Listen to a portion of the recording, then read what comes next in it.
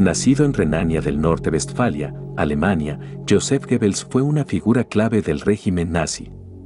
Afiliado al partido tras obtener un doctorado en la Universidad de Eidegel, en 1926 Adolf Hitler le nombró Gauleiter, líder de la zona de Berlín. Su talento para la retórica pronto le convirtió en uno de los principales oradores del Tercer Reich.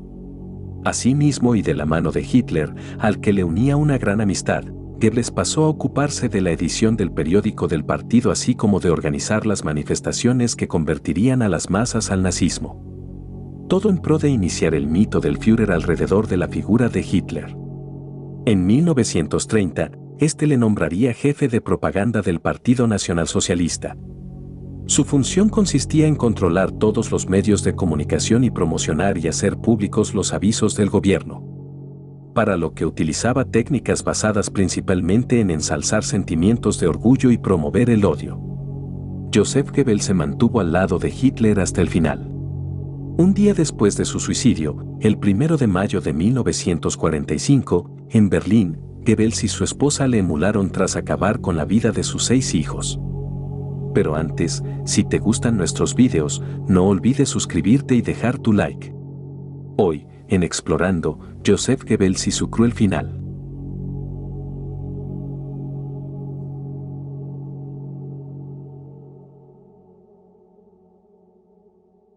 Nació el 29 de octubre de 1897 en el seno de una familia católica de Reit, una ciudad industrial al sur de Mönchengladbach, Alemania. Era hijo de Friedrich Goebbels y Katharina Maria Oldenhausen, de origen neerlandés. Tuvo 5 hermanos: Konrad, Hans, María, Elizabeth y María Katharina. Su infancia estuvo marcada por la tensa situación económica de su familia. Con el fin de mejorar sus ingresos, los miembros del hogar trabajaron en distintos empleos domésticos. Goebbels padeció de mala salud, enfrentó una larga lucha contra una inflamación pulmonar y su pie derecho tenía una deformidad derivada de una infección ósea a los 4 años. Esto último provocó que estuviera curvado hacia adentro y con un grosor y longitud menores que su pie izquierdo. Se sometió a una operación para corregirlo antes de comenzar la escuela primaria, pero fue fallida. Goebbels quiso participar como soldado en la Primera Guerra Mundial, pero fue rechazado en el ejército debido a su discapacidad. Junto a sus hermanos, estudió en el gimnasio, escuela secundaria, donde aprobó su Abitur, examen de ingreso a la universidad, en marzo de 1917. Aprendió a tocar el piano e interpretó varios conciertos en su escuela. Era el estudiante más sobresaliente de su clase y le concedieron el honor de dar un discurso en la ceremonia de graduación. Su composición estaba cargada de patriotismo. Aunque Goebbels se había interesado en cursar teología católica y contaba con el auspicio de una institución católica, abandonó esa idea después de un breve internado franciscano en Kerkrade, lo que decepcionó a sus padres. En su lugar, estudió germanística, historia y filología clásica. Considerado un maestro de la manipulación, Goebbels aprovechó su infancia y su juventud para leer y formarse. Impulsado por un enfermizo narcisismo, necesitado de un constante reconocimiento dentro del movimiento nacionalsocialista al que se había unido en la década de 1920 y dotado de una oratoria fluida y convincente, fue capaz de encandilar a todos los que le escuchaban con sus discursos cada vez más virulentos y racistas. En 1926, el Partido Nacionalsocialista Obrero Alemán le nombró líder del partido en Berlín.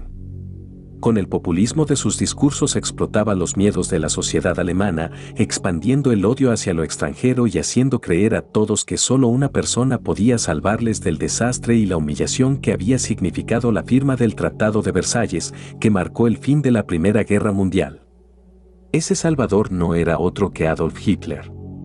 De este modo, y con un país a las puertas de una crisis sin parangón, se empezaron a dar los primeros pasos para que el partido nazi tomara las riendas. Ya con Hitler en el poder, Goebbels fue nombrado ministro de Propaganda y de Información, cargo con el que se mantuvo fiel a las políticas que había propugnado en el NSDAP, Partido Nacionalsocialista Obrero Alemán. Fue en 1930, en un mitin, cuando Goebbels conoció a Juana María Magdalena Berendt, una mujer divorciada que se había unido al partido unos meses antes y con la que se casaría el 19 de diciembre de 1931, el propio Adolf Hitler fue su padrino de bodas.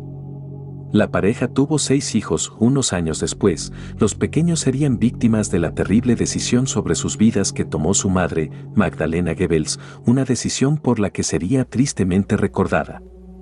Durante el transcurso de la Segunda Guerra Mundial, el papel que tuvo el ministerio de Goebbels fue centralizar el control de la vida cultural e intelectual de Alemania, haciendo hincapié en la radio.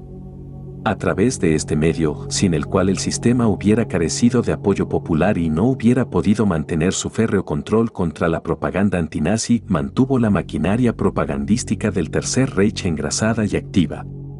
Tal era la fe del pueblo alemán en las palabras de Goebbels, que en los últimos días de la contienda, cuando la derrota del ejército alemán ya era inminente, el ministro hizo creer a la gente a través de enfervorecidos mensajes radiados que la victoria aún era posible.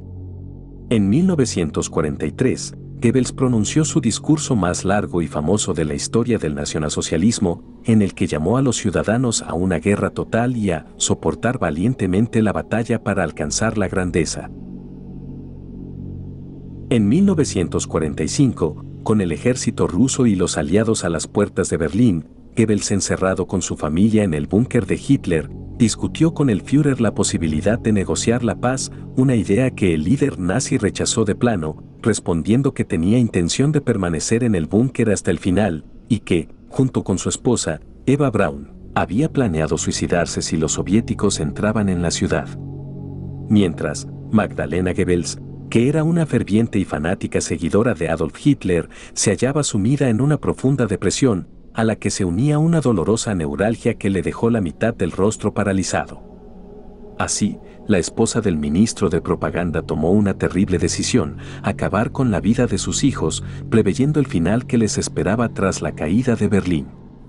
«Es mejor que mis hijos mueran a que vivan en la vergüenza y el oprobio», comentó Magdalena a la secretaria del Führer antes de administrarles a cada uno de ellos el cianuro que acabaría con sus vidas.